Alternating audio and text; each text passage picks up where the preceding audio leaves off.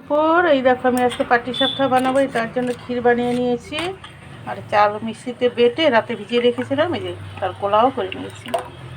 আর কড়াই আমি গরম করে নিয়েছি। আর এই এখন বেগুনের আধা কেটে নিয়েছি, মুখের দিকটা এটে দিয়ে এই তেল দিয়ে দেবো। এইভাবে কোলাটাও দিয়ে দেবো। এখন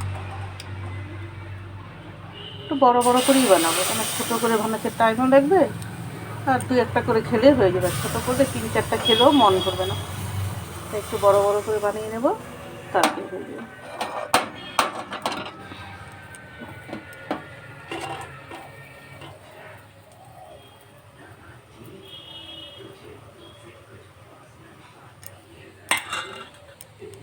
পাটিসাপটার ভাজ এখন দিয়ে দেবো।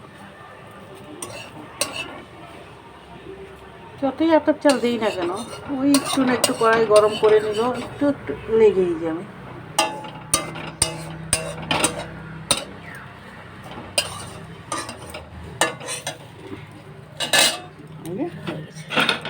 একটু লেগে গেছে, একটু কালো কালো হয়ে গেছে, আরেকটা দিয়ে দেবো। এই দেখো বন্ধুরা, আমার সব কটা পাটিসাপটা হয়ে গেছে। এই মাঝখানটা কী হলো, একটু একটু লেগে গেল, লেগে গিয়ে একটু ছিঁড়ে ছিঁড়ে গেছে। তা না হলে একটু যদি না ছিঁড়তো ভালোই হয়েছিল। ঠিক আছে, ভিডিওটা তাহলে এখানেই রাখছি।